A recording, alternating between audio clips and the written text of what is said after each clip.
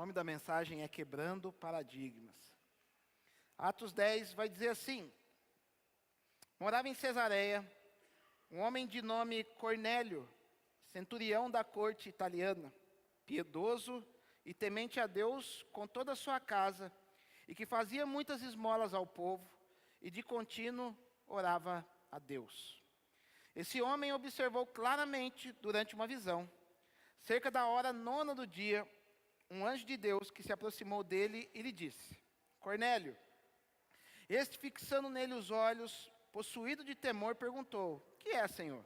E o anjo lhe disse: as tuas orações e as tuas esmolas subiram para a memória diante de Deus. Agora envia mensageiros a Jope e manda chamar Simão, que tem por sobrenome Pedro. Ele está hospedado com Simão curtidor, cuja residência está situada à beira-mar.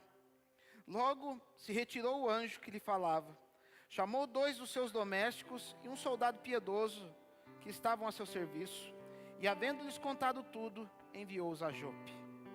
No dia seguinte, indo eles de caminho, estando já perto da cidade, subiu Pedro ao eirado, por volta da hora 6ª, a fim de orar.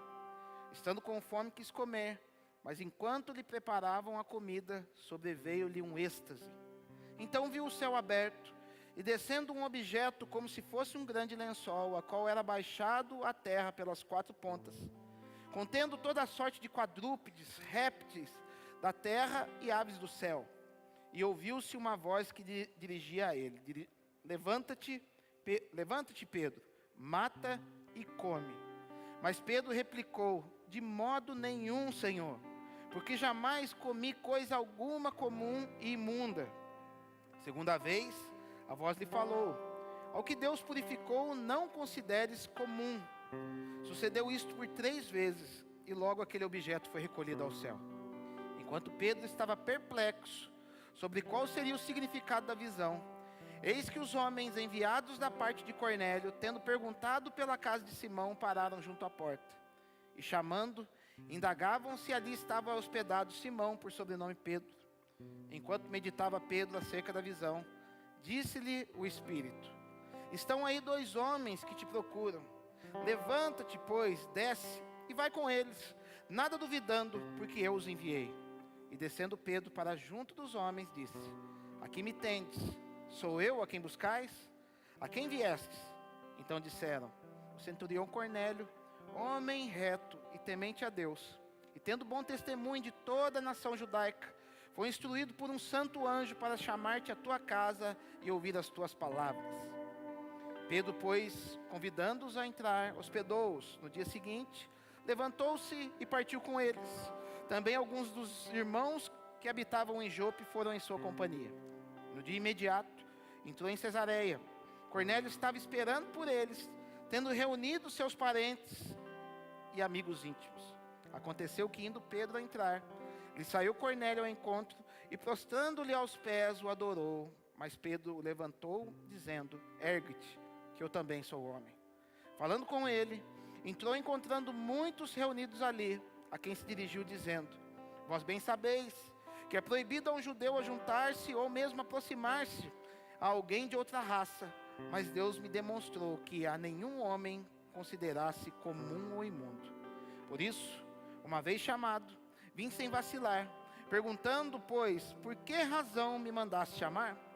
Respondendo-lhe Cornélio: faz hoje 4 dias que por volta desta hora estava eu observando em minha casa a hora 9ª de oração, e eis que se apresentou diante de mim um varão de vestes resplandecentes. E disse Cornélio: a tua oração foi ouvida, e as tuas esmolas lembradas na presença de Deus. Manda, pois, alguém a Jope a chamar Simão, por sobrenome Pedro. Acha-se hospedada em casa de Simão, curtidor, à beira-mar. Portanto, sem demora, mandei-te chamar-te, e fizeste bem em vir. Agora, pois, estamos todos aqui na presença de Deus, prontos para ouvir tudo o que te foi ordenado da parte do Senhor. Então falou Pedro, dizendo: reconheço por verdade que Deus não faz acepção de pessoas. Pelo contrário, em qualquer nação, aquele que o teme e faz o que lhe é justo, lhe é aceitável. Então, a palavra de Deus enviou aos filhos de Israel anunciando o evangelho da paz por meio de Jesus Cristo. Este é o Senhor de todos. Vós conheceis a palavra que se divulgou por toda a Judéia, tendo começado desde a Galiléia, depois do batismo que João pregou. Como Deus ungiu a Jesus de Nazaré com o Espírito Santo e com poder, a qual andou por toda parte, fazendo bem e curando a todos os oprimidos do diabo, porque Deus era com ele. Verso 44. Ainda falava estas coisas, quando caiu o Espírito Santo sobre todos os que ouviam a palavra. E os fiéis que eram da circuncisão, que vieram com Pedro, admiraram-se, porque também sobre os gentios foi derramado o dom do Espírito Santo, pois os ouviam falando em línguas e engrandecendo a Deus. Então perguntou Pedro: porventura pode alguém recusar a água, para que não sejam batizados estes, que assim como nós, receberam o Espírito Santo? E ordenou que foram batizados em nome de Jesus Cristo. Então lhe pediram que permanecesse com eles por alguns dias. Aleluia. O texto é um pouco longo, mas eu fui obrigado a ler com vocês para a gente poder ter um entendimento daquilo que eu quero falar com vocês hoje. Eu quero falar sobre quebras de paradigmas. A gente, em Atos dos Apóstolos, a gente vê uma explosão tremenda daquilo que Deus queria fazer através do Espírito Santo habitando dentro das pessoas. Porque até então, no Antigo Testamento, era o Espírito Santo, ele vinha somente sobre reis, somente sobre sacerdotes ou profetas, fazia a sua obra e ele se retirava na sua ação de poder. Mas quando entra a nova aliança, nós vemos que o Espírito Santo ele passa a habitar dentro de nós. Nós temos um presente maravilhoso. E quando você por algum momento tentar a ficar triste, o diabo tentar fazer você ficar decepcionado com alguma coisa, tenha em mente uma coisa na sua vida: você é a habitação plena do Espírito Santo. Você é a habitação plena de Deus. Pastor, mas eu não falo em língua, eu não profetizo, eu não faço uma série de coisas. Meu amigo e minha amiga, eu vou dizer um negócio para você. Você não faz isso porque você não quer, porque o poder para poder fazê-lo, tudo isso já está dentro de você. A plenitude do Espírito está em nós. A palavra de Deus vai dizer que Deus não dá o Espírito dele por medida. Ele não tem uma medida que ele dá para mim, outra que ele dá para o Maurício, outra que ele dá para... Não tem, gente. Tudo aquilo que Deus poderia dar, ele já derramou sobre nossas vidas. Sabe qual que é a sua responsabilidade? Extrair isso dentro de você, para que isso venha se manifestar ao mundo. Só que, gente, parece que muitas vezes bate aquela preguiça gospel na gente, né? Já percebeu que muitas vezes nós somos preguiçosos gospel? Porque parece que a gente está precisando de uma coisa, e ao invés da gente fechar a porta do nosso quarto, ir para o secreto, buscar uma resposta, que o próprio Espírito Santo, que já habita dentro de mim, já tem, eu prefiro o quê? Ir bater na casa do profeta. Aí eu vou lá porque a profecia já está pronta para o profeta. Graças a Deus, a gente crê em profeta, a gente crê que Deus pode usar pessoas, mas deixa eu falar uma coisa para você. Deus ele quer se manifestar em você. Deus ele quer falar através de você. Muitas pessoas que vieram aqui nesta noite buscando respostas, eu trago uma resposta para você em cima disso. A resposta está dentro de você. A resposta está dentro de você. Sabe aquela vozinha que fala dentro de você? Está lá, é mais ou menos por ali. Vai discernir essa voz, que é a voz do Espírito Santo falando dentro de você. E aqui a gente vê a igreja em plena implantação sobre a terra. A gente vê Atos dos Apóstolos capítulo 9, onde um elemento chave para a implantação da igreja na terra estava se convertendo, que era o apóstolo Paulo. E a gente vê uma história muito interessante, porque Paulo, que era perseguidor da igreja, Jesus vai ao encontro de Paulo, porque um paradigma já é quebrado nisso aí, que muitas vezes as pessoas acham que não, é Deus que vai atrás dos seus, não é você que vai atrás de Deus. Muitas vezes a gente fica pensando que são as nossas orações, que são os nossos jejuns, que são os nossos sacrifícios, que são as nossas esmolas que vão atrás de Deus. mas é Deus que vem atrás de você, porque não fosse vós que escolhesses a Deus, mas Deus vos escolheu a vós. Quem são esses vós? Todos aqueles que crerem no seu nome. Ou então, Paulo, apesar de estar andando errado, apesar de ser perseguidor da igreja, havia uma ânsia dentro do seu espírito. E quando eu falo espírito humano, espírito com E minúsculo. Uma ânsia por querer achar Deus. Uma ânsia por querer encontrar com Deus, por querer agradar a Deus. E todos aqueles que têm essa ânsia de um dia encontrar com Deus, por mais que estejam andando por caminhos tortuosos, uma hora Deus vai achar você. Todos aqueles que têm vontade de fluir no poder de Deus, todos aqueles que têm algo queimando dentro de você, buscando algo diferente em Deus, você pode ficar tranquilo, porque Deus vai vir te pegar. É muito gostoso quando Deus vem nos pegar, gente. E Paulo estava indo na estrada de Damasco, perseguir os cristãos, achando que estava agradando a Deus. Um paradigma tremendo. Porque ele estava, eu sou o cara que tem a revelação, eu sou o cara que fez teologia aos pés de Gamaliel, eu sou o cara que estudou com o melhor cara que conhece mais as escrituras, então eu sou o melhor cara para poder fazer a diferença nessa terra. E sabe como que ele começou a fazer isso? Na força do seu braço. Ia, matava um aqui, matava outro ali, achando que estava tudo certo. Até que um dia, meus amados, algo que muitas vezes eu sei que muitas pessoas não criam nisso, e sei que estão começando a crer. Até que um dia ele vai num showzinho que estava tendo lá na praça. Sabe qual que era o show? Eles estavam ali apedrejando um homem que chamava Estevão, que foi um diácono escolhido, cheio do Espírito Santo, cheio de fé, cheio de virtude, que Deus estava usando esse cara tremendamente. Pensa num cara que estava fluindo no milagre. Pensa num cara que quando abria a boca as pessoas se convertiam. E gente, todas as vezes que aparece um cara cheio de Deus, todas as vezes que aparece um cara fluindo naquilo que Deus depositou dentro dele, sabe o que acontece? Os religiosos vão querer matar ele. Todas as vezes que aparecer um cara que está fluindo no Senhor, vai haver alguém falando mal dele. Vai haver alguém duvidando dele. Vai ter alguém de alguma forma nos cantos falando, tá vendo aquele cara ali? Ele está viajando na batatinha, ele está viajando na maionese, isso aí não é nada disso que está acontecendo. Só que com Estevão foi pior, foi pedrada. Só que diz a palavra de Deus, que no momento que Estevão estava agonizando, dando o seu último suspiro de morte, foi jogada uma capa de Estevão aos pés de um homem chamado Saulo de Tarso. E isso tem um entendimento, meus amados, que a gente tem que começar a abrir a nossa mente para entender a maneira como Deus faz. Porque é algo chamado transferência, é algo chamado impartição, que existe na palavra de Deus, que são homens que foram cheios do Espírito e transferiram a sua unção para uma pessoa. E quando nós vamos quando vai falar de capa na Bíblia, vai falar de algo que é depositado, uma unção diferenciada que é colocada sobre as nossas vidas. Observe, José, o que ele tinha sobre a vida dele? O que ele recebeu do pai dele? Uma capa de muitas cores. E o que aconteceu com José? Foi um homem totalmente diferenciado dos demais. Nós vamos ver Eliseu atrás de Elias. Quando é depositado o poder sobre Eliseu? Quando ele tem nas mãos a capa de Elias.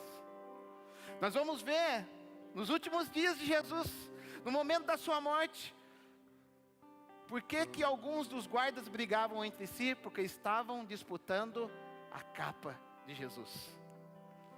Gente, uma capa, uma unção diferenciada sobre nossas vidas faz toda a diferença. E aquilo que eu falei para vocês, quando há um desejo dentro de nós, que muitas vezes não é expresso em palavras, mas é expresso muitas vezes em perseguições, em pecados, aquilo uma hora ou outra, Deus vai encontrar ele, e aquela capa caiu aos pés de Paulo. E nós vamos ver que a mesma unção que estava sobre Estevão, veio para a vida de Paulo. Isso acontece no capítulo de número 8. E logo no capítulo de número 9 é o quê? A conversão de Paulo. E no momento que Paulo ele foi cheio do Senhor, eu imagino que ele pensou consigo, né? Eu sou o cara mais qualificado para poder ajudar o pessoal. Tanto é que ele já saiu para as sinagogas pregar. Só que as pessoas não acreditavam em Paulo. Porque muitas vezes, meus amados, a gente é cheio de... A gente quando parece que a gente aprende uma revelação nova, às vezes a gente está no secreto, porque isso já aconteceu comigo. Eu falo aquilo que já aconteceu comigo e não tenho vergonha de falar, porque eu já fui sarado disso.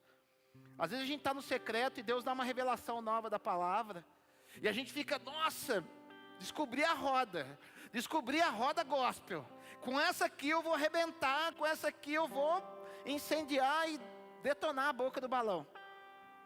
E Deus olha lá de cima e fala: filho, não se glorie o sábio na sua sabedoria, nem o rico na sua riqueza. E você vai e dá aquela trucada com aquela revelação, parece que não faz efeito nenhum na vida das pessoas. Porque Deus tem as maneiras dele de trabalhar. Não era o tempo de Paulo. Muitas vezes a gente pensa que a gente já está qualificado para algumas coisas na nossa vida, mas não é o nosso tempo. As pessoas, ao invés de aceitar aquilo que Paulo tinha, foram perseguir Paulo. E Paulo teve que ser descido ali em Cesareia de Filipe, num cesto. E falaram, sabe o que falaram para Paulo? Paulo, vaza, agora não é a tua hora. E vai falar que Paulo foi enviado para Tarso, e ali ele ficou aproximadamente 14 anos. E sabe o que é o pior? Quando a gente tem conhecimento, quando a gente recebe uma revelação, porque Paulo ele recebeu a maior das revelações, aquele clarão que ele viu, foi a presença, foi a manifestação plena de Jesus na vida dele. E ele, com tudo aquilo que ele tinha para dar, sabe o que aconteceu? Vaza daqui, cara, vai embora daqui. E olha o que vai falar a palavra de Deus. A palavra de Deus, olha que vai, quando Paulo foi embora dali, deixa eu buscar aqui para vocês, capítulo 9 de Atos dos Apóstolos.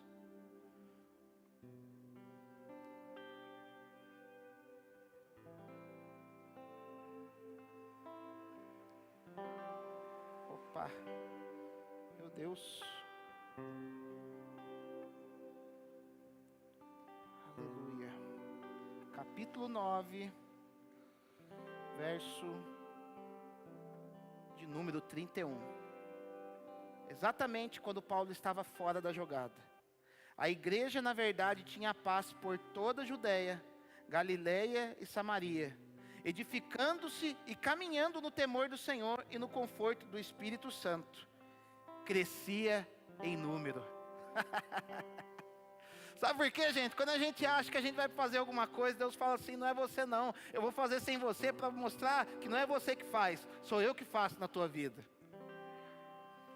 Só que Deus, Ele tem um compromisso, Ele não tem um compromisso particular, Ele tem um compromisso com a sua igreja, com a sua noiva em si. Ele tem um compromisso em implantar o seu reino na terra. E no capítulo número 10 nós vemos isso. Onde está um homem chamado Cornélio, centurião da corte italiana, ou seja, não tinha nada a ver com o movimento gospel da época. Não tinha nada a ver, ele era o cara mais improvável daquele tempo. Mas vai dizer que ele tem uma visão em um dia, e aquela visão fala para ele: cara, as esmolas que você está dando e as suas orações têm subido diante de mim, e eu vou fazer algo diferente na tua vida. Sabe o que você faz, cara? Pega alguns soldados seus, pega alguns dos seus serviçais e manda chamar o Pedrão lá na casa de Simão, porque Pedro estava hospedado lá. E aí que começam os paradigmas que a gente precisa quebrar na nossa vida. Porque está lá Pedro com fome, aproximadamente meio-dia, vai dizer a hora sexta. Ele sobe lá no eirado para poder dar um cheirinho no papai. Ele vai lá dar uma cafungada em Jesus. E na hora que ele está lá em cima orando a Deus, ele tem um êxtase, e naquele momento ele cai por terra. E ele tem uma visão, onde uma espécie de lençol descia dos céus, seguro pelas 4 pontas, e lá havia toda a espécie de animais impuros, aves e répteis. Para quem não sabe, Levítico capítulo número 11, tem uma dieta específica para os judeus. Então lá vai falar que você não pode comer carne de porco, vai falar que você não pode comer camarão. Ai, ainda bem que a gente não é judeu, né? Não pode comer carne de porco, não pode comer camarão, não pode comer cação, não pode comer uma série de coisas. E tudo aquilo que não podia comer estava naquele lençol. Se fosse para a gente hoje, esse lençol estava cheio de Nutella, bolo de chocolate, coxinha, tudo que não pode comer. Aquele lençol desceu e falou para Pedro: Pedro, mata e come. Sabe o que Pedro fala para Deus? De maneira nenhuma, Senhor, eu não vou comer. Gente, não foi a voz de Satanás que falou para ele, foi a voz do Senhor que falou para ele: Pedro, mata e come. E Deus, o Senhor fala assim para ele: por que você chama impuro aquilo que eu já santifiquei, aquilo que eu já deixei puro? E por que isso me chamou a atenção? Porque muitas vezes nós somos assim. Muitas vezes alguns de nós fomos criados num sistema religioso, que muitas vezes nos impede da gente ser usado plenamente pelo Senhor. A gente carrega conceitos dentro de nós, que a gente pensa que isso é o auge da nossa santidade. Porque Pedro, ele quis o quê? Ele quis mostrar para Deus que ele era o santo. Que isso, eu comer esse tipo de coisa? E Deus falando para ele: cara, isso aí serviu por um tempo. Esse entendimento que eu trouxe para vocês serviu para um tempo de deserto, para um tempo em que eu não era habitação dentro de vocês. Agora a história é outra. Agora você tem que matar e comer. Sabe uma coisa que a gente tem que aprender, meus amados? Deus quer usar cada um de nós nessa terra. Só que muitas vezes somos nós que não deixamos ser usados por Deus. A nossa religiosidade nos impede. E o pior, porque nós estamos numa igreja em que a gente costuma bater no peito que a gente não é religioso. A gente fala que a gente não é religioso, sabe por quê? Porque a gente deixa o cara vir de bermuda na igreja, a gente deixa o cara vir de chinelo, de boné, tatuagem. A Bíblia, são coisas que a Bíblia não fala nada a respeito disso. E a gente não vai pegar no pé disso mesmo. E a gente fica achando que somos a galera que não tem religiosidade nenhuma. Isso é muito perigoso, porque isso nos coloca numa zona de conforto, onde nós nos achamos os mais santos dos santos, achando que a gente não precisa rever nada na nossa vida.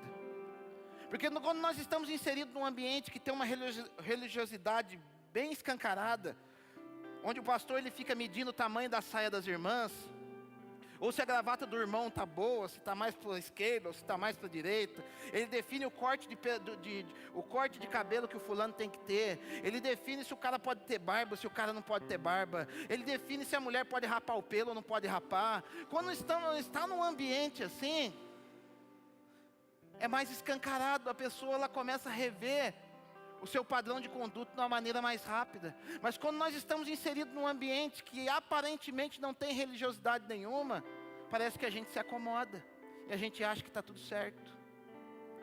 E Deus, Ele quer fazer com que cada um de nós, meus amados, venhamos a mudar o nosso entendimento, que nós tenhamos uma metanoia, para que verdadeiramente Ele possa nos usar nessa terra. Hoje, no período da tarde, eu recebi um WhatsApp da Maria Júlia, ela meio que se despedindo da gente, né? Que ela arrumou um emprego lá de carcereira, e ela vai ter que fazer um período de treinamento, ela foi embora de Taubaté. E ela falou: pastor, não estou despedindo, mas estou despedindo mais ou menos, porque eu vou estar fora. E vou lá trabalhar de carcereira, não sei quando que eu volto. Eu falei para ela: você não está indo trabalhar de carcereira. Você está indo falar de Jesus dentro da cadeia para as pessoas. Você não nasceu como uma carcereira. Você nasceu como uma filha de Deus. E uma filha de Deus, aonde coloca o pé, ela vai falar do amor do Pai. Como consequência do lugar onde você está, você também vai trabalhar como carcereira. Esse que é o grande problema nosso. A gente pensa, nós temos, meus amados, um pensamento fora daquilo que se chama reino de Deus. Porque nós fomos programados pela religião para buscar a salvação de Jesus Cristo. Quantos de nós na escola dominical Você tem que buscar sua salvação. É salvação, é salvação, é salvação. Eu costumo falar, salvação é a porta de entrada para o negócio. Só que se a gente não tiver um entendimento do que é reino de Deus, a gente vai ficar limitado nos nossos pensamentos. Porque o reino de Deus, o que é o reino? O reino é um lugar onde você vai viver, onde tem um rei assentado num trono, onde aquele rei, ele manda e desmanda aquilo que quiser. Porque quando você tem consciência que você faz parte de um reino, você se coloca como servo. E você se colocando como servo, o rei, ele tem domínio sobre você. Só que quando você tem uma mente buscando somente a salvação, sabe o que vai acontecer? Você vai ser um cliente de Deus. Você vai ter uma visão clientelista de Deus, onde você vem para a igreja para Deus satisfazer os teus pedidos, onde você vem para a igreja para Deus te abençoar durante a semana, onde você busca a Deus esperando uma recompensa.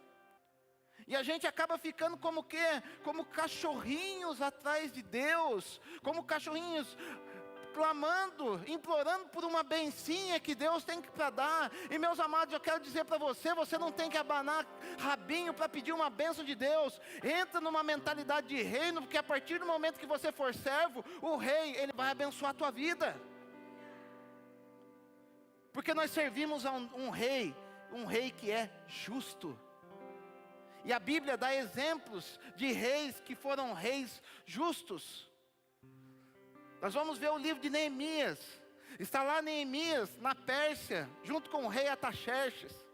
Um rei que até então é denominado como um rei que não tem nada a ver com o reino de Deus. Um rei ímpio. Mas naquele contexto, na palavra de Deus, ele representa o rei justo. Porque está lá Neemias trabalhando como servo e copeiro do rei. E sabe qual que era a função do servo e copeiro do rei? A gente pensa, a gente tem uma visão, achando que ele era um empregadinho qualquer, não. Todo vinho que o rei ia tomar, era colocado no copo a Neemias. E Neemias experimentava aquele vinho e falava, rei, esse vinho não tem veneno, pode tomar. Era cargo de alta confiança do rei. Só que a gente tem uma visão de patrão, de rei, que é aquele cara que não está nem aí para os seus serviçais, é aquele que só sabe bater nas pessoas. Mas aquele rei não, aquele rei ele tinha sensibilidade. E um dia ele olhou para a cara de Neemias e falou, por que está abatido o teu rosto? Eu sempre vejo você alegre. Porque quem está na presença do rei, ele sempre vai estar alegre, independente das situações. Mas quando a nação dele, quando o povo dele estava mal das pernas, aquilo doeu no coração dele, e o semblante dele mudou.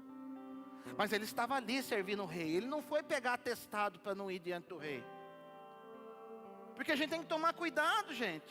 Às vezes a gente acha que a gente, pelo fato de ser filho de Deus, eu estou hoje chateadinho, e eu não posso ir para o meu trabalho porque eu estou chateado. Deixa eu ir lá no posto de saúde, fingir que eu estou doente, pegar um atestado, para poder ficar em casa. Porque não tem o entendimento que você faz parte do rei, do reino. Você está lá para servir e fazer com que Jesus seja glorificado através da tua vida. E um dia que você falta no teu serviço sem precisar faltar, é um dia sem que Jesus venha se manifestar naquele lugar. Já parou para pensar nisso?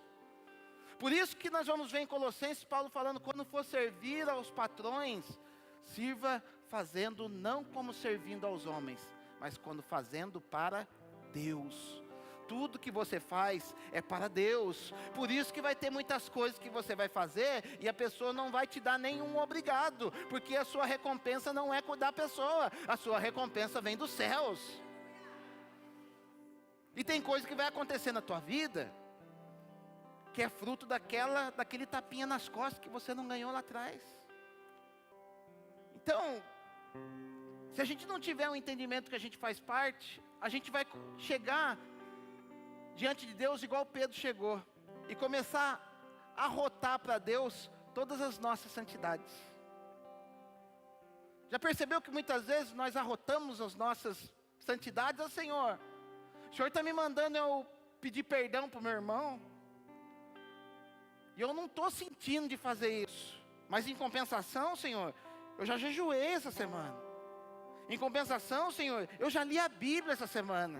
Como se Deus, Ele estivesse sentado lá no trono e esperando a sua leitura semanal da Bíblia para Ele poder se satisfazer. Nossa, pastor Elisandra leu a Bíblia essa semana. Ai, como eu estou satisfeito disso. Nossa, agora eu posso ir dormir tranquilo. Já parou para pensar que às vezes a gente pensa assim de Deus? Às vezes a gente está aqui adorando o Senhor, a gente pensa que Deus é um ser que está sentado lá no céu, carente de uma adoração. Ele sentado assim, falando, nossa, como eu estou chateado com o povo lá na terra, queria tanto ouvir uma adoração. Aí a gente vem aqui, me leva, passa lá do trono, daí Deus levanta e fala, agora sim, agora estou satisfeito, aleluia, lama chorocoia, você fala até em língua. A gente pensa que Deus é assim. E na verdade, quando a gente está adorando a Deus, meus amados, a gente não está fazendo nada mais do que exaltando aquele que é todo poderoso, enxergando o amor dele, que automaticamente vai transformar a figura de quem ele é. É isso que é adoração. Adoração é eu falar santo, santo, santo. E quando eu falo que ele é santo, santo, santo, eu sei que ele está em mim. E eu sabendo que ele está em mim e ele é santo, automaticamente eu sou santo também. É isso que é adoração. Tanto é que a gente adora Jesus com a boca fechada. Ou vocês pensam que eu vou lá no meu secreto lá orar a Deus, eu fico gritando que nem um doido lá. Eu posso até gritar, alguma hora que eu sinto que... Mas a maioria da minha oração, minha esposa está aqui, quietinha. Ana estava lá adorando o Senhor, lá em 1 Samuel, vai falar que ela... O cara pensou que ela estava chapada. Ela falou, não, eu estou tribulado de alma, estou aqui falando com o Pai. Então a gente tem que começar a entender quais que são os processos daquilo que Deus quer fazer dentro de nós, para que a gente possa ter um entendimento de quem realmente nós somos. Nós temos que começar a ver as nossas motivações, para que nós possamos fluir no Senhor. Por exemplo,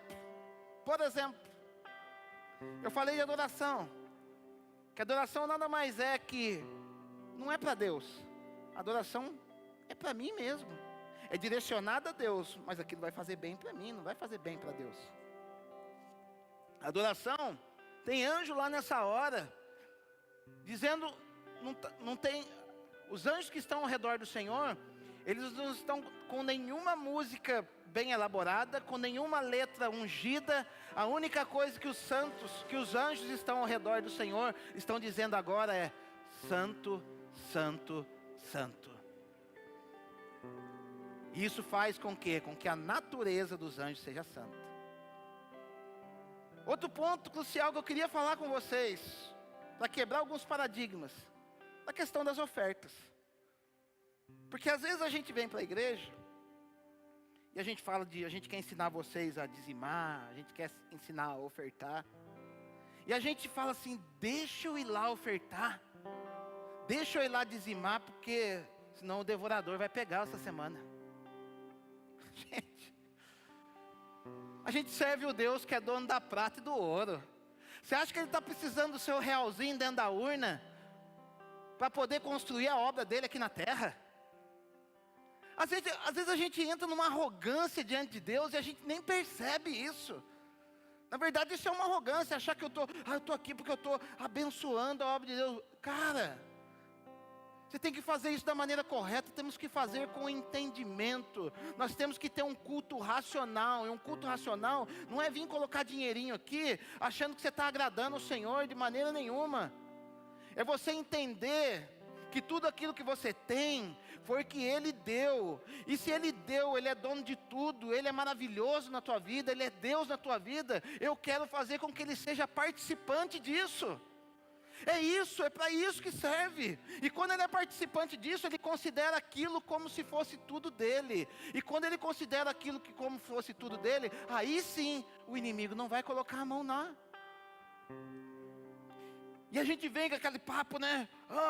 Deixa eu dar os meus 10% aqui. Gente, se você está dando 10%, você nada mais é do que um cara que está lá na lei ainda. Porque quem está na época da graça, quem está vivendo no reino, nada mais é dele, tudo é do rei. Sabe quando que a sua oferta vai ser santificada? Quando você deixar os seus 10%, mas os 90% ainda for dele. Quando você der o seu 10zinho aqui e falar, Senhor, eu estou preparado ao comando da tua voz. Ao comando da tua voz, isso já não é mais meu. Gente, eu já tive coisas na minha vida lá que eu adorava, o Senhor falou, isso aí já não é mais seu, dá. Eu fiquei desesperado, correndo, ligar para o irmão. Ô irmão, vem pegar logo esse negócio aqui, porque quando Deus ele pediu Isaac, sabe o que aconteceu? O Abraão ele acordou de madrugada, subiu o morro e falou, Senhor, está aqui, eu não quero mais isso aqui, porque já não é mais meu. Quando Deus ele toma algo para si, e você insiste em ficar com aquilo, aquilo se torna uma maldição na tua vida. Então a pessoa às vezes fala assim, deixa eu experimentar, né? Deixa eu experimentar. Esse mês eu não vou dizimar. E o cara com medo do devorador pegar ele, eu vou dizer para você, cara, se você ficar sem dizimar, o devorador não vai vir pegar você não. O devorador não vai vir pegar você não. Sabe quem que vai pegar você? Você mesmo. Porque quando você não santifica a tua vida a Deus, automaticamente você não santifica o teu dinheiro a Deus, você não santifica o teu carro a Deus, você não santifica nada a Deus. E quando você não santifica nada a Deus, todas as suas coisas vão de mal a pior. Não é o dinheirinho seu. Então parece que o cara ele vem ofertar, ele coloca o dinheiro aqui, para falar assim, Senhor, é o seguinte, estou colocando meu dinheiro da semana aqui, ó, não me enche mais o saco essa semana, tá? Parece que o cara faz isso. Deixa eu colocar aqui, não me atormenta, ó, não vem acordar eu à noite, não vem pedir mais nada para mim, tá aqui, fiz a minha parte. E se a gente começar a pensar assim, gente, a gente vai estar agindo como Pedro. Senhor, como poderia eu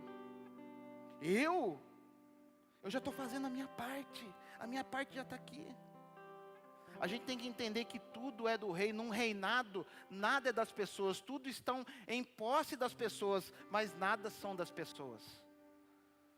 Na hora que o rei der um decreto lá, ó, carimbar, ó, a partir de agora nós estamos em guerra. E se eu não me engano, eu aprendi isso na aula de administração, está aqui advogados, pode poder me auxiliar, eu não sei se essa lei se aplica no Brasil, mas parece que eu já vi que aplica. Num período de guerra, nada é de ninguém mais, tudo é do presidente da república. Estamos em guerra, meus amados, nada é teu. Aí eu pergunto, Jesus, ele tem passe livre para chegar diante de você hoje e falar, cara, seu carro já não é mais teu. Cara, a sua casa já não é mais tua. Porque se não tiver espaço para ele fazer isso na tua vida, eu vou te dizer uma coisa, você não está totalmente em Jesus, você não está amando a Deus sobre todas as coisas, você está quebrando o maior de todos os mandamentos. Ah, pastor, mas eu fui no culto no domingo. Gente, o culto no domingo é para você mesmo. O culto no domingo é para você se parecer mais com o Senhor. O Senhor já tem tudo que Ele precisa. Nós precisamos de tudo que Ele tem. A gente tem que começar a quebrar esses paradigmas. Começar a fazer tudo com entendimento. Começar, como diz Paulo no capítulo 12 de Romanos, rogo-vos pela compaixão de Deus, que apresentei os vossos corpos. Não é apresentar dinheiro, não é apresentar a tua vida. Porque se você consegue apresentar o teu corpo num sacrifício vivo, santo e agradável a Deus, aquilo verdadeiramente é um culto racional. Sabe por quê? Existe uma coisa que principalmente em ambientes espirituais que a gente tenta construir nessa igreja, ambientes proféticos que a gente está construindo nessa igreja, acaba acontecendo. Porque nós temos que ser racionais sim, nós não devemos ser racionalistas. Porque tem pessoas que são racionalistas, mas não são racionais. Porque o racionalista, ele tem que olhar para esse copo e falar assim, esse copo não pode se mover daqui. Mas a partir do momento que eu sou racional em Deus, eu falo, Deus é poderoso, Deus é vivo, e se Ele quiser mexer esse copo, Ele vai mexer. Isso é ser racional. E no mundo que nós estamos vivendo, que não crê em Deus, no mundo que não conhece o poder de Deus, é um mundo racionalista. aonde fica briguinha na internet para ver se o Mar Vermelho era uma faixa de terra. Quando Moisés abriu o Mar Vermelho, era uma faixa de terra com pouca altura de água. Ou se foi um vento que bateu lá. Mas a partir do momento que nós temos o entendimento que o Espírito Santo é uma pessoa viva dentro de nós e que Ele é poderoso para fazer o que Ele quer, nós entendemos que ali pode ser um lugar de água rasa, pode ser qualquer outro lugar, mas uma coisa a palavra diz, que as rodas das carruagens ficaram atoladas e não conseguiram mais andar, porque Deus fez algo maravilhoso ali. Então, eu já não me preocupo mais se é a altura da água, se é o mar grande, se é nada. Eu começo a entender que foi Deus que fez milagre e que Ele sendo Deus, Ele criador de todas as coisas, Ele é poderoso para fazer o que Ele quiser. Você já viu gente brigando por causa de Bíblia, falando se Jonas foi engolido por uma baleia ou por um grande peixe? Cara, se a Bíblia vai dizer para mim que ele foi engolido por um lambari, eu vou acreditar. Por quê? Porque a partir do momento que eu contemplo a grandiosidade de Deus e compreendo que Ele é Rei do universo, eu sei que Ele pode fazer com que um lambari venha engolir um ser humano. O negócio é dele. A gente tem que começar a abrir a nossa mente. E eu falo, gente, eu falo assim, eu não falo de ninguém não, eu falo de mim. Quem anda do meu lado sabe que eu sou um apaixonado pelas Escrituras, eu gosto de revelação, gosto de estudar hebraico, gosto de estudar grego, gosto de ler livro, eu gosto de uma série de coisas. Isso é bom, só que isso muitas vezes nos leva a uma arrogância, de achar que a gente já sabe tudo, achar que a gente já sabe todos os paranauê do negócio aí. Isso aí eu não vou nem ouvir, porque isso aí eu já sei. E aquele dia que o Mark esteve aqui, ele leu o texto de João capítulo número 5, do homem sentado no tanque de Betesda. E na hora que ele leu o texto, o Espírito Santo trouxe um spark na minha mente, trouxe um entendimento. Pá, na hora. Automático, em 1 segundo, Deus ele trouxe todo o entendimento. Porque quantas vezes eu estudei e fui para debate com pessoas, e pegava as enciclopédias de Champlin, pegava ali o livro, o comentário de Wisber, pegava ali o comentário de John MacArthur, e ficava olhando aquele texto, que os teólogos tinham teologizado, dizendo que aquele negócio do anjo balançar uma água, era uma mentira. Que na verdade aquilo era um rio de água, de uma água termal, que passava por baixo daquele tanque, e quando dava refluxo da água, vinha uma bolha para cima da água, e ali acontecia um milagre. E o Espírito Santo falou comigo aquele dia, cara, você estava pensando de uma forma extremamente racionalista. Eu estava querendo pegar um milagre que Deus fez, que está escrito na Bíblia, e estava querendo teologizar aquilo lá, fazendo com que ele fosse o quê? Que ele fosse racional, mas sem uma racionalidade de Deus. Eu queria colocar Deus dentro de uma caixinha, e falando, Deus só age desse jeito, Deus não é poderoso para poder fazer um milagre. E foi Deus falou ao meu coração, filho, na verdade era um anjo que batia a asa, como está escrito na palavra, e as pessoas que estavam naquele momento eram curadas. Mas daí eu fui falar, assim, as coisas no Espírito, por isso que a eternidade é legal, porque as coisas no Espírito, você consegue ter um debate com Deus em 1 segundo no seu Espírito, porque a eternidade ela não segue o mesmo cronograma que a gente. Por isso que dentro de um sonho de 5 minutos, Deus ele descortina a sua vida desde o seu nascimento até o dia que você vai morrer em 5 minutos. Porque Ele não vive segundo o nosso tempo. Daí eu fui falar para Deus, Senhor, mas aquele tanque era um tanque de Betesda, cuja tradução para o hebraico, para o português, quer dizer casa de misericórdia. Como que existe uma misericórdia em que alguns são curados e outros não são? Não é o que a gente pensa? Porque se é misericórdia, tem que curar todo mundo. E Deus falou assim para mim: a minha misericórdia é para quem a busca, não para quem fica 38 anos sentado no mesmo lugar e não consegue avançar um palmo na sua frente. Porque a gente acha que a misericórdia de Deus vai vir, eu sentado na minha casa, sem orar, sem fazer coisa nenhuma. Porque imagina, gente, 38 anos naquele tempo, naquele tanque. Você acha que durante 38 anos, ele não podia chegar para uma semana e falar: cara, me coloca 1 metro para frente? Que passasse, no mínimo, 100 pessoas passavam na frente daquele cara todos os dias. Porque era na porta do templo. Então, no mínimo, 100 pessoas passavam. Você acredita que nenhuma poderia um dia, ou durante uma semana, colocar ele 1 metro para frente? Ao longo de 38 anos, você acha que ele não conseguiria chegar lá? Porque como ele era aleijado, uma vez que colocasse ele lá, ninguém tirava ele mais dali. Ele só juntava ali e falava: daqui eu não saio. Sabe por quê, meus amados? A gente esquece de uma coisa, como é que está escrito em Lucas capítulo 16, verso 16. Porque desde os tempos passados, até João Batista, era anunciado o reino de Deus. Mas agora o reino de Deus, ele é tomado à força. A gente tem que tomar a força. Os milagres que a gente quer do Senhor, Ele é misericordioso para dar, mas a gente tem que estar disposto a buscar. Então Deus falou: a minha misericórdia estava ali, para quem buscou, comeu. Quem pediu, levou. Pedi, pedi, dar-se-vos-á. Buscais e encontrareis. Batei e abrir-se-vos-á. Ali são ações que Deus está dando. Não é para ninguém que fica deitado eternamente em berço esplêndido, esperando a tal misericórdia de Deus. Aí a misericórdia de Deus não chega. Sabe o que o cara fala? Eu não vou seguir mais esse negócio de Jesus não, que é tudo papagaiada.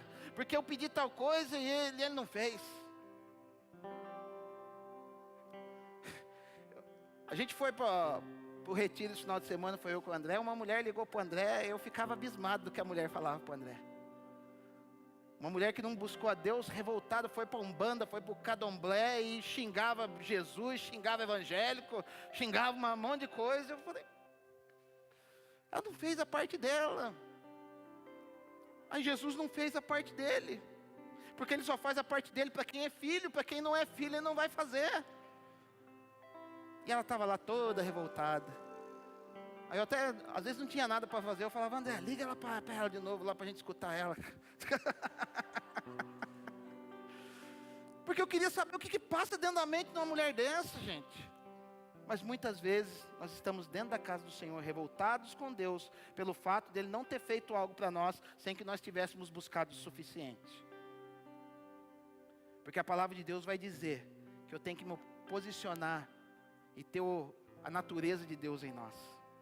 Porque quando eu tenho a natureza de Deus em mim, Ele me responde. Vou dar um exemplo para você, olha para você ver. Hoje eu quero abrir a mente de vocês, fazer vocês, vou bancar o Anderson Bonfim aqui hoje. A gente vai mergulhar no profundo. Vamos lá. Diferentemente do conceito da religião, Cristo, Ele é Deus. Então o próprio Deus, Ele vem resgatar o homem. Por quê? Porque o homem teve uma dívida que perdeu tudo que ele tinha para Satanás. Por quê? Por causa da lei de Deus, que dizia que todo aquele que pecasse, esse morreria.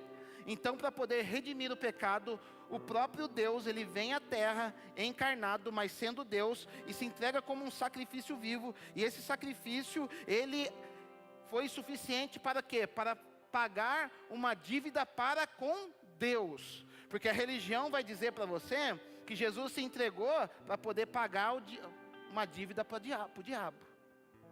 O diabo não é nada, o diabo foi o ladrão. Então se um ladrão vem e rouba alguma coisa para você, você não tem que pagar. Se você está com posse, alguém te emprestou um carro. O ladrão, ele vem e rouba esse carro que está emprestado para você. Aí você consegue um dinheiro para pagar o carro. Você não vai pagar para o ladrão, você vai pagar o carro para o dono do carro. Então é o próprio Deus vindo como homem e se entregando para o próprio Deus. Então Deus, automaticamente a gente entende que Deus, Ele só recebe aquilo que vem de Deus. Por que muitas vezes as nossas orações não são atendidas? Porque nós não assumimos a natureza de Deus para poder chegar diante de Deus.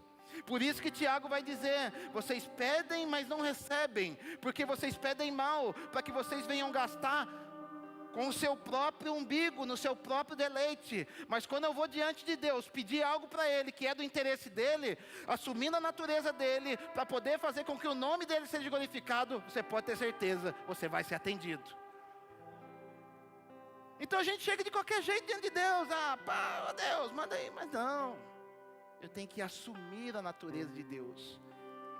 Eu tenho que ser como o próprio Deus, pedindo para Deus.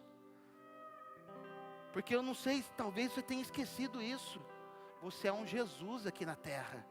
Você é chamado de cristão, não é à toa. É porque o Espírito Santo, assim como nós lemos aqui em Atos 10:39, porque Deus ungiu a Jesus com o Espírito Santo para efetuar as obras de Deus, porque Deus era com ele. E a Bíblia vai dizer que se nós declaramos que somos dele, nós devemos andar como ele andou. 1 João capítulo 2, verso 6. Ou seja, se você tem o próprio Jesus dentro de você, é você chegando diante de Deus e clamando por algo que Deus vai fazer para você. Por isso que o autor de Hebreus vai dizer: chegai, pois, com ousadia ante ao trono de Deus, para que Ele possa te ajudar em tempo oportuno. Ousadia por quê? Porque eu tenho Deus dentro de mim, eu sou Jesus. É como se eu chegasse diante da sala do Pai e falasse: Pai, eu estou precisando de algo e o Senhor está vendo, e eu creio que você pode fazer isso por mim. Porque às vezes a gente parece que nós, são dois extremos. Em algumas situações a gente acha que a gente é santo demais, assim como Pedro estava achando. Mas em algumas situações a gente acha que a gente é pecador demais e não pode chegar diante de Deus, como se Deus não conhecesse o seu pecado. Por que as pessoas pecam? Porque por um breve momento na mente dele, ele acha que Deus não está vendo. Então ele vai lá, ele pega o celular dele, ele coloca a senha no celular dele, faz X, Y, ele faz o abecedário inteiro no celular para a mulher não ver o que ele tem dentro do celular dele. Mas Deus está vendo, Deus já viu. E o seu negócio não é com a sua mulher, o seu negócio é com Deus. Só que automaticamente, quando o seu negócio é com Deus, você vai tratar bem a sua mulher. Percebeu? Outro dia veio um jovem, chegou aqui para mim. Aí para você ver como a gente tem uma falsa santidade. Outro dia chegou um jovem para mim e falou assim: pastor, eu não vou tomar Santa Ceia não. Aí eu falei: por que você não vai tomar Santa Ceia? Ele falou: porque eu tô no pecado aí, e eu não sei se eu vou sair dele não. Eu falei: você não vai tomar ceia porque você está no pecado e não vai sair dele? Ah, tá. E o que está escrito na palavra de Deus lá? Aí a gente abriu junto: examine-se, pois, o homem a si mesmo, e coma deste pão e beba deste cálice. Aonde que está escrito na palavra de Deus: examine-se, pois, o homem a si mesmo? E se você estiver em pecado, você não toma ceia. Já percebeu como a religião ela constrói algumas coisas que querem anular o sangue de Cristo? Falei: olha, agora vamos parar para pensar. Isso aí, você está pensando que é uma humildade diante de Deus, porque ele estava todo cheio achando que ele estava certinho, porque ele não tomou ceia, porque ele está em pecado. E eu olhei para ele e falei para ele assim: ó, você não passa de um orgulhoso. Ele falou: eu orgulhoso? Eu estou deixando de tomar ceia. Orgulhoso eu seria se eu tomasse a ceia. Falei: você é um orgulhoso. Porque quando você toma a ceia, se você tem esse entendimento, o que você está dizendo para Deus? Que quando você toma a ceia, você não tem pecado nenhum. Se ele não pode tomar a ceia, porque ele está em pecado, automaticamente, como ele toma a ceia, ele é Jesus. Ele não tem pecado nenhum. Isso o que é? É uma arrogância que a religião construiu dentro de nós. E qual que é o sentido da ceia? Para aquele que é pecador, ele vem a reconhecer que Cristo é Senhor e que Cristo morreu por ele, e que a partir daquele momento ele é constrangido a não pecar mais. Ele é alimentado espiritualmente, reconhecendo que há um sangue sobre a vida dele e que no momento que ele olhar para Jesus, ele é salvo de todos os seus pecados. Eu não vou ser salvo, eu não vou educar meu filho por meio do medo. Eu quero educar meu filho por meio do amor. Quando meu filho faz algo de errado, eu não chego dando pancada nele. Primeiro eu vou conversar com ele. E eu falo: filho, teu pai já te perdoou. Você está perdoado, cara. Não tem importância isso que você fez. Eu te amo. Só que você vai ficar sem alguma coisa durante um tempo. Mas o meu amor por ti continua. Você está dentro da casa, eu não te joguei para fora da casa. Então às vezes a gente tem alguns pensamentos que nos afastam do Senhor. E Pedro, ele teve que receber essa informação durante 3 vezes. E as 3 vezes ele foi pregar para Deus. Como eu, um cara santo, que recebeu em Mateus 16 o entendimento que a igreja estaria sobre mim. E Deus: mata e come, cara. Minha forma de trabalhar, ela é objetiva, ela não é estática, ela é dinâmica. A igreja, meus amados, ela é dinâmica. Alguns entendimentos que aconteceram lá atrás, eu citei para vocês: irmã com saia até aqui, irmão de terno, isso, aquilo. Gente, para uma época da igreja isso aí serviu. Assim como a lei um dia serviu para o povo no deserto. Um dia que Deus chegou e falou assim: ó, a mulher que tiver menstruada, ela tem que ficar longe do povo. Cara, Deus era ruim por causa de... Não, aquilo era uma fonte de contaminação. Então Deus estava preservando, falou: fica longe um pouco. Fica longe um pouco, e daqui a pouco você pode voltar para o meio do arraial. Serviu para um tempo.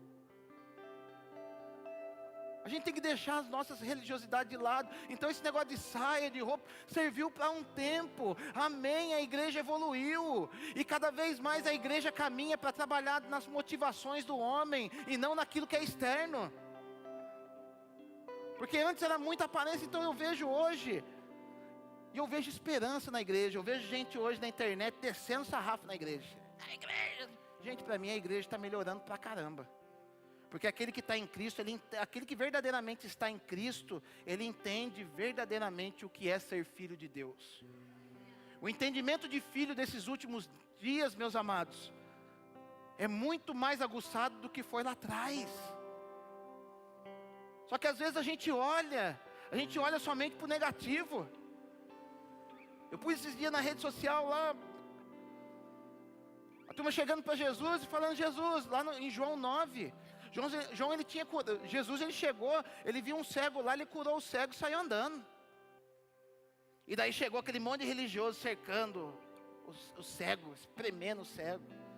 Ah, fala aí, quem que te curou? E o cara: ó, não sei se ele era santo, se não é, eu sei que ele me curou. E daí os discípulos ficaram lá tudo: Senhor, quem pecou para que acontecesse isso? Seus pais ou ele pecou?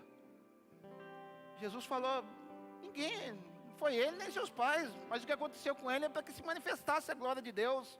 Gente, a gente fica olhando para o motivo que as coisas acontecem, a gente fica procurando culpado do que aconteceu. Gente, Jesus, ele está com a cura para nós, ele está disponível com um novo entendimento, ele está dando solução para os nossos problemas, e a gente fica focando nos problemas.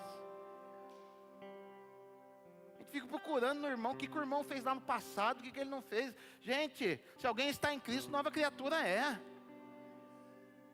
Eu vou lá querer saber, é lógico, se o cara está com coisa no passado e não se arrependeu, você tem que ficar de olho mesmo. Mas se o cara já venceu aquilo, gente, a gente tem que começar a buscar a Deus pelo que Ele é. A gente tem que parar com esse negócio, principalmente aqui, a gente está vivendo um mover de Deus diferente. Esse mover, gente, ele já está dentro de você, não precisa ficar mendigando para Deus. Não vá atrás de Deus por causa de poder, vá atrás de Deus por causa da presença dEle. Um dia Moisés, ele descobriu que ele tinha o poder de Deus. Ele falou: nossa, Deus me preservou lá naquele barquinho, Ele me colocou dentro da casa do próprio faraó. Se ele fez tudo isso, é muito poder na minha vida. Eu vou pôr esse poder em prática. Aí ele vai lá no meio da cidade lá, o que ele faz? Ele vê um egípcio brigando com um hebreu, ele mata o egípcio. Ele usa o poder não para abençoar, ele usa o poder para matar. E Deus fala, não é nada disso é nada disso. Ele tira Moisés de cena. Moisés vai para um lugar chamado Midian. Durante 40 anos, Midian sabe o que quer dizer? Conflito.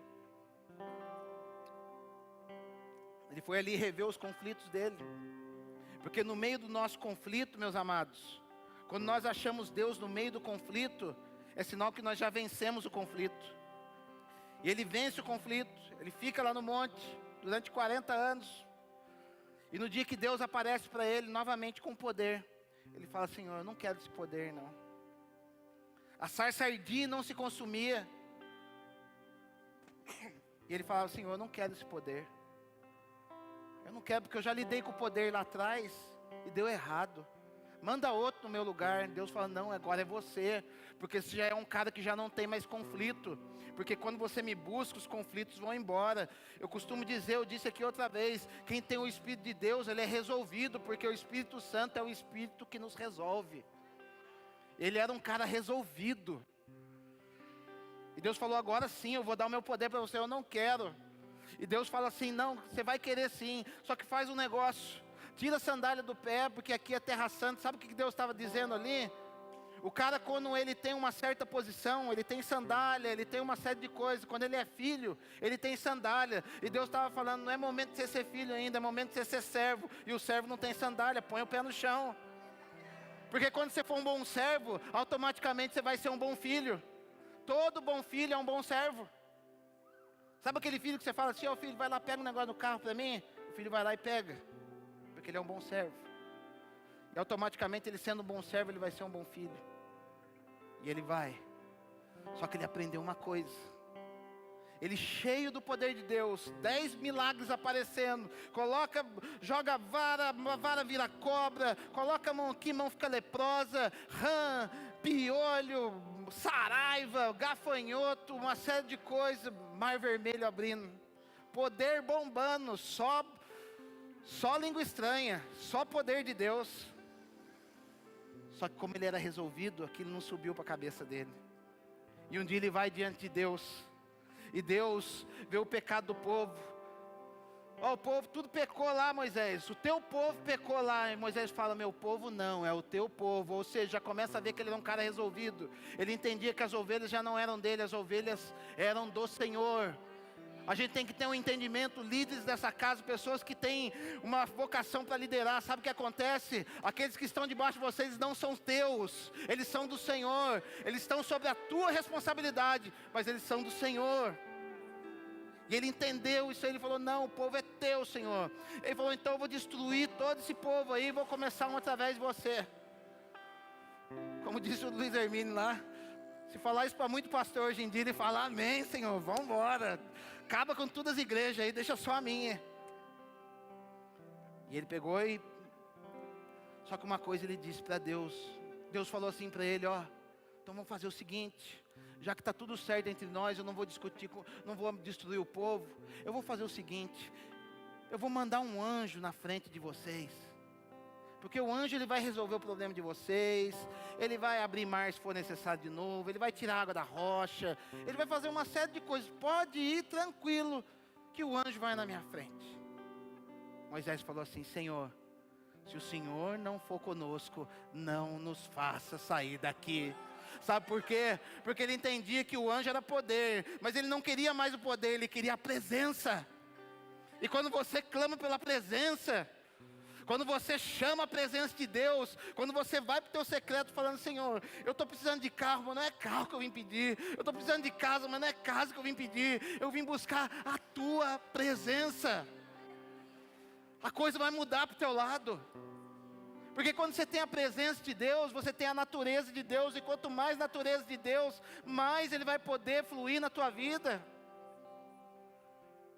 Quando você tem a natureza de Deus, menos ofendido você vai ficar. Você quer ver a tua maturidade espiritual? Ver o quanto você é ofendido. Ai, não pode gente vir falar da minha vida, não. Falou da minha vida, eu já não quero mandar junto, não. Sai fora. Aí fica ofendido. Sabe por que você está ofendido? Sabe por que você está ofendida? Porque você está muito vivo ainda. Porque você entendeu que quando você viesse para a igreja, você ia buscar a salvação e a salvação ia te dar a vida. Mas quando a gente olha para o reino, a gente vai poder falar igual Paulo dizendo, já não mais sou eu que vive, mas Cristo vive em mim. E Cristo, Ele tomou chicotada, Cristo, Ele foi crucificado. E sabe o que Ele disse para Deus? Senhor, não impute a eles esse pecado. Foi isso que aconteceu. Ele não estava nem aí. Ele voltou lá, o primeiro que falou, manda chamar o Pedrão. Aquele que me traiu lá, chama ele que eu quero comer com ele. Não tinha ofendido. Eu não vou falar mais com fulano. Você não serve. Não estou falando que aquele que não se arrependeu, você tem que ficar andando com ele. Mas não fica guardando coisinha. O seu líder falou para você, cara, não é bom que você faça isso, não faz isso não. Continua ali, Ele está cuidando de você. Se Ele está falando que você não pode fazer algo, é porque Ele te ama. Se Deus não está te dando algo, é porque Ele te ama. É muito ao contrário, porque o Satanás, ele vai te dar tudo o que você quiser. Você não vê o cara que vai para magia negra? Satanás dá tudo que ele quer, porque ele não é pai. Nem padrasto ele é. Ele quer ver a sua perdição. A gente tem que começar a entender as maneiras como Deus quer nos usar.